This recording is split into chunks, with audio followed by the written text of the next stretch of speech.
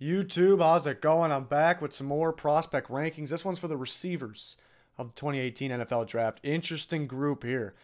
Some people kind of saying it's not the best receiver class. There's not multiple guys that are elite, but I actually like the class because it's a deep class. You can get a guy that can play right away in the middle rounds just because the other guys are pushing them down.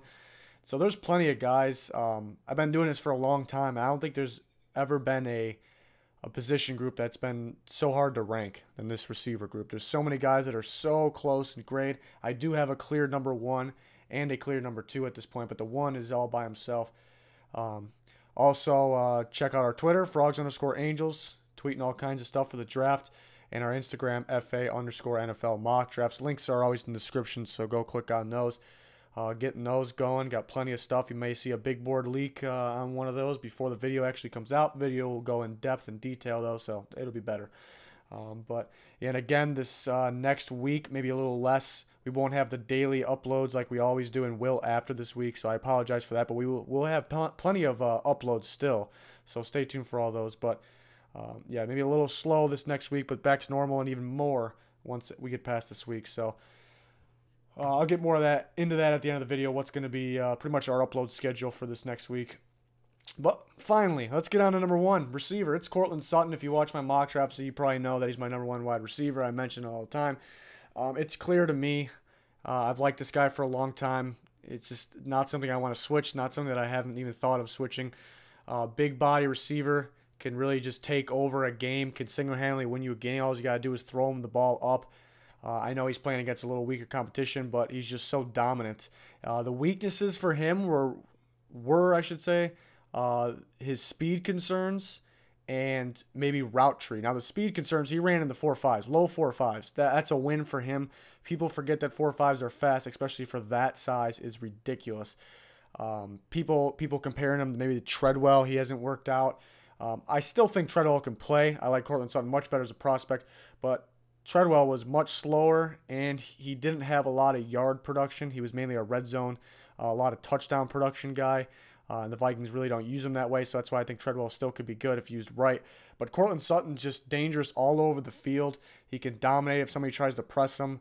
No chance. Now, I'm not saying it's going to be like that right away in the NFL, but I mean, this guy's good in every way. It's not only the deep balls, not even the sideline throws to go up and catch it throws. They've given this guy some screen passes, and he's dominated them. He's looked quicker and faster than maybe some of you think he is. But onto the route trees, people worried about his routes because the limited types of routes he ran in college. Now, this could be a problem, but it could be a problem for the guys that look like they couldn't even really run their current routes proper, but he could. So I'm not really worried about him running new routes. Like, he's going to pick it up. Also used to be a cornerback. I love that when cornerback minds go to receivers, receiver minds go to corners. It's like you can learn so much.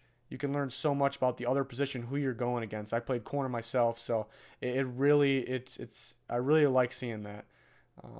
So Courtland Sutton is my number one, no doubt about it. He's going to be high on my big board too once that comes out. On to number two, it's DJ Moore, the wide receiver from Maryland. Really like this guy. Had a great combine. He was around two already, but once the combine hit, he kind of just made himself locked in at number two. Very shifty guy. Can play in the slot, can play outside. He can run any of the routes. Maybe you want to see more of him downfield, but once he gets the ball in his hands, he's dangerous. He's like a running back, and that's the type of guy you want with the ball in his hands. He can break tackles. He can move. Very good. Very good guy. Like Stephon Diggs came from Maryland. Somewhat similar. I think Diggs is much better, deeper. But DJ Moore can do some of the same things. I like him a lot. He is locked in for my number two. Now we start getting to the closer graded guys. Maybe a little bit of surprise coming in here soon. Maybe this one's a little bit. It's James Washington from Oklahoma State.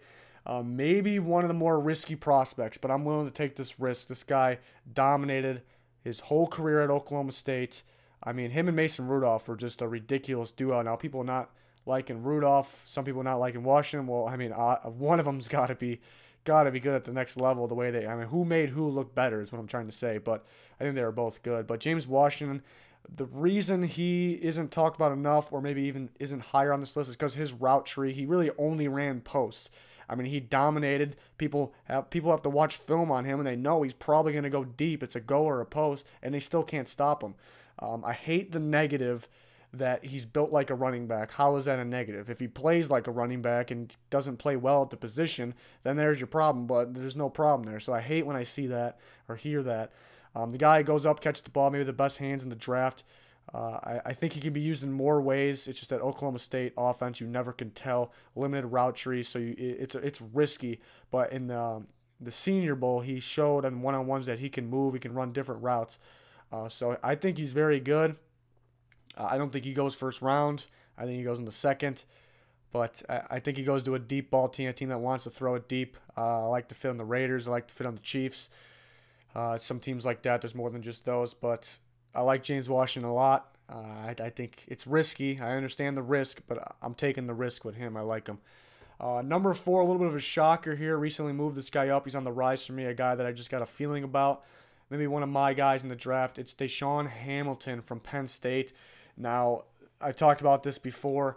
The number one problem, and this is a fact, the number one problem when receivers can't transition to the NFL is because they cannot pick up the routes. They either are not good at running routes or they can't learn the NFL routes. Now, this is the best route runner in this draft class. People said Calvin Ridley, the main reason they had him as the number one wide receiver or the best wide whatever is because he's a good route runner. Well, he's not the best in the draft. This is your number one route runner in the draft. The reason he's not number 1 then or higher is because he mainly play in the slot. I mean, that's not bad. You see a lot of these guys that play in the slot and play outside. So I think you can do both. But I wish you saw more variety. Wish you saw a little more production, but good amount of production. I mean, you see tape against he went one-on-one with Josh Jackson in Iowa, the best corner maybe in the draft, the best defensive player in football this year. He went one-on-one. He only had 40 yards, but if you look at the tape, he dominated Josh Jackson. McSorley just missed him. He missed wide open. He was putting him in the blender. He was giving him some routes that were just impossible to guard. Josh Jackson's very good too, so yeah, very good technician. So for Hamilton to do that is impressive. That's probably one of his better tapes, even though that was probably statistically not his best game, so or maybe his worst game. So I think he'll be a good pro. He's going to pick up the route running, maybe some drops in the middle of the field here and there. Big drop against Pittsburgh, so hopefully gets that under control. But I like how he moves. He's fast, but it's just the route running. It's beautiful. It really is. You love to see something like this. Shouldn't have a hard time figuring that out. So I like him. Number 5 is Calvin Ridley. Most people's number 1. I'm not as high on him. If you get him on your team and he plays, he's gonna help you. So I'm not trying to say he's a bust, he's a bad pick. He's gonna help you. He's a good player too. I just like these other receivers better. Lack of production scares me a little bit. Not really that, actually. It's more that in big games he kind of disappeared. Like he went off against Mississippi State, but when you go play Auburn and he goes against Carlton Davis is probably an early second-round corner. He gets shut down. You didn't even see him because Carlton Davis shut him down. So if he goes against a good corner, good team, big games, you need him to come out big. He's not really there. And he had the targets, too. Like he had the catches, so people blame the Alabama offense. I'm not a big numbers guy, but I mean, if you see that a guy like James Washington in career versus Ridley career, James Washington had 2 more catches. That's pretty darn close. Only 2 more catches career-wise than Ridley, but he had almost double the yards and he had 20 more touchdowns. So even though stats don't matter, and it's a little, it makes you wonder, you know. So it's not like, I know the offense could have gotten the ball more, but he only got the ball 2 less than James Washington, who was your receiver of the year in college football, who led the nation in receiving yards and dominated multiple years. So it's something to look out for. I do like his routes. He's built like an outside guy, but he plays more like a slot guy. He's good, but there's just some red flags there. Not off. I've obviously used the term red flags off the field, but I'm talking about on the field. It's a little scary. It's a little risky to me.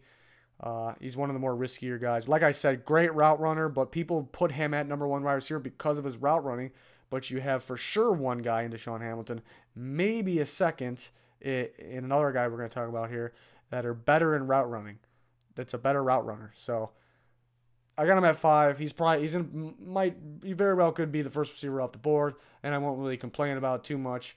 But I like some of these other guys better. That's just the bottom line for me. All right, now we're going to go 3 at a time. We're on to 6, 7, and 8. Number 6, DJ Chark.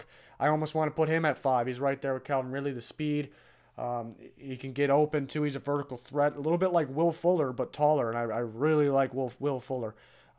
So a taller Fuller can catch the ball better. So watch out for DJ Chark. Can do some underneath stuff as well.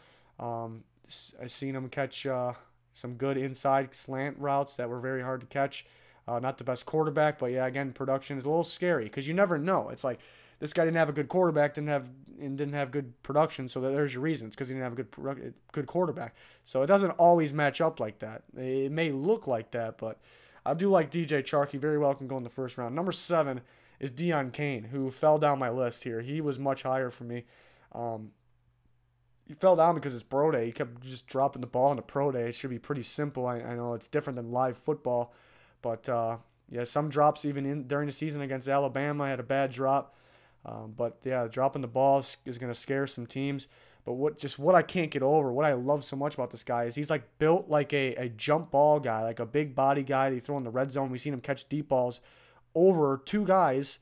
But then he's also a 4-4 guy that just flies down the field you can throw screen passes to. So it's just the drops. I mean, the pro day drops. I usually don't base stuff off pro days, but it was bad. So, I mean, him with Watson was much better. Kelly Bryant from Clemson didn't like throwing it deep. So that's your reason for production going down. So get him on the right team, and you'd love to have him back with Watson, but the Texans aren't in the need for a receiver. Maybe if he drops, they pick him up because it's too good to pass. But there's a couple teams, same as James Washington. We like to see him go to a deep ball team. So I really like Deon Cain's ceiling. I like what he can do. Just dropped a little bit. Number 8 is Michael Gallup, maybe one of the safer wide receiver prospects. This is what I'm talking about. We got a guy like Michael Gallup at 8. I think this class is pretty good. Really, only negative is playing against weaker competition. Maybe you see him a little catching the ball a lot on the sideline. Nothing really underneath, or he had production underneath, but you would like to see more of it. Good hands, maybe the best in the class. So Michael Gallup's definitely a good player, sitting at 8 there. Number 9 is going to be Christian Kirk. Maybe a slot guy. Could play outside too. Good speed. Tracks the ball well. Downfield. Knows how to go and get it. So I like him at 9. He's a good receiver too. So him being at 9 shows that shows my case. I think the receiver class is pretty good. Number 10 is Anthony Miller. Maybe one of the better route runners in the class. Maybe people worried about short arms, maybe, and he plays more in the slot too. But we've seen him match up against good teams. See him match up against Mike Hughes at UCF. Anthony Miller didn't win the game. His team didn't win the game, but he might have got the better of him. So pretty much whenever Memphis needed him, big moments, big games, he showed up. So Anthony Miller is a good route runner, good prospect. Number 11 is Equanimeous St. Brown from Notre Dame. This is the guy I want to put higher because he's your prototype wide receiver. Maybe a little thin. Maybe teams worried about him getting pressed. I know when he played MJ Stewart, he jammed him at the line pretty good. But with Kaiser, St. Brown was just electrifying. Late first round, probably early second round pick. And then without Kaiser, there was really no production. And some drops. So that's concerning, but what I like about him is he pretty much can run all the routes. He can get open anywhere. So just catch the ball, and you'll be better than number 11 receiver. On to the next 3. This is the last 3 I got for you guys. Number 12 is Jamon Moore, Missouri.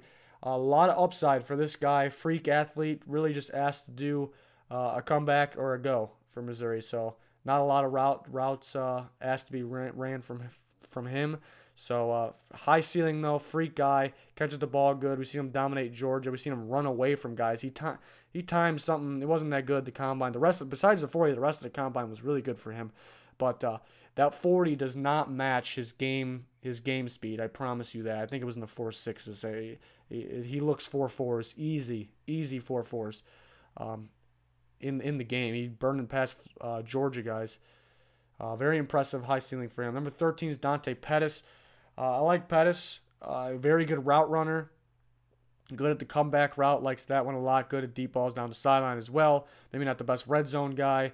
Not the strongest guy. Reminds me a little bit of Adam Thielen. That's the thing with the route running now. I keep mentioning route running so important. It's just like a guy like Adam Thielen just comes out of nowhere. Why? It's because he's mastered the route running. He can play in the slot. He can play outside. He can do both. Evenly as good. So maybe the guys like that are the better in the class. I don't think Pettis is as good as Thielen or will be as good as him, potentially maybe, but I just see the way he runs routes routes, the way he's built, it just reminds me a little bit of him. Both like the comeback route a lot. So Pettis is good. A lot of upside there. And then 14, Cedric Wilson, a guy that's been on the rise for me. Who knows, could even go up even further from here. I mean, closer to the top 5 even. That's how close these guys are graded. But I really like Cedric Wilson. But I think Equanimeous, St. Brown, Jamal Moore, and Cedric Wilson, all very, very similar. Just St. Brown has more of a route tree, can get open on multiple spots of the field. We've seen him. Maybe these guys can run better routes or more types of routes. We just don't know because where they play. But Wilson, very good hands, natural hands. A lot of big catches. Definitely the best player on that Boise State offense. Dominated games. So I'm starting to like him a lot more. So he could rise up even more. Really, any of these guys can go anywhere from rounds 1 to maybe 4. So that's why I really like this class. There's some more guys after this. Kiki Kute from Texas Tech, deep ball guy, but fast and quick enough to do underneath stuff, play in the slot, play in the slot and outside. His Texas Tech teammate Dylan Cantrell, I think, will be a better pro than college prospect or player. Really just athletic freak, could do pretty much all of it like him in the red zone. Marquez Scantling from South Florida, he's about 6'4", and he runs into 4.3s. Don't see that a lot. There's tons of guys I can go over. One I really want to mention was Antonio Callaway from Florida. If it wasn't for the off-the-field concerns, which some teams are still concerned about, he'd probably be second or, at worst, third best receiver in his class. He's that good. We'd be talking about first round, maybe second. So Antonio Callaway is a guy to look out for. If your team gets him, let's hope he doesn't get in trouble, because if he's on the field, he is damn good. So that's a guy, Antonio Callaway from Florida. Look out for him. Very good. Plenty of other receivers. A lot of big body guys that were worried about their speed. Traquan Smith from Central Florida would probably be next on this list. He'd probably be 15. Deontay Burnett from USC, young kid, can run pretty much all the routes. He's good. Knows how to get open in the middle of the field. So I have plenty of guys. Marcel Aitman, I can keep going. Marcel Aitman, big body guy, worried about his speed. Sometimes I like how he high points the ball, but sometimes he tries to do it when he should just keep running and let the ball fall right in his hands. So that's my concerns about him. James Washington was definitely the better Oklahoma State receiver. But there's a lot of receivers. I can keep going on. I don't get why people – I think the reason people say it's not a good class, people were saying teams were signing free agents to big amounts of money. It was because the receiver's not a good class. I just think because there's no elite potential guys. Maybe some people thought Calvin Ridley was. I think Courtland Sutton is. That's really the only one, though. If you're looking at a big board, Courtland Sutton's going to be very high for me. The next one's DJ Moore. He's not going to be low at all, but he's going to be a lot lower than Courtland Sutton. So I think that's the reason people don't like the class. There's plenty of depth. Like looking at Cedric Wilson, number 14, the guy can play right away. I mean, he can play. So there's good depth. I like the class a lot. Very underrated. But that'll do it for the receivers. Again, the next week we're gonna be a little slow on the uploads, but we still have uploads. We're gonna have 4 after this in a few days. That's gonna start. We have the 4 uploads are all connected. It's a GM mock draft. We have myself, 2 other guys. We put our heads together and we make the pick, what we would pick as the GM of each team in the first round. So we split that up in 4 videos because it was way too long to have in one video. So it was a pretty fun video. Something very interesting I think you guys would enjoy. So we did it live, typing in the picks live. So it was a good time. So stay tuned for those. Those will come out in the next week. And then after the next week, we'll get back onto it with the daily uploads. And the NFL draft's getting closer, the best time of the year. For me, at least. I hope for some of you, too. I'm sure it is. It's Christmas for football fans. That's what I always like to say. Maybe a little extreme to say that. But we'll get back going on these uploads. Should be fun. So stay tuned for all those. Please like, subscribe. That'll do it. Goodbye.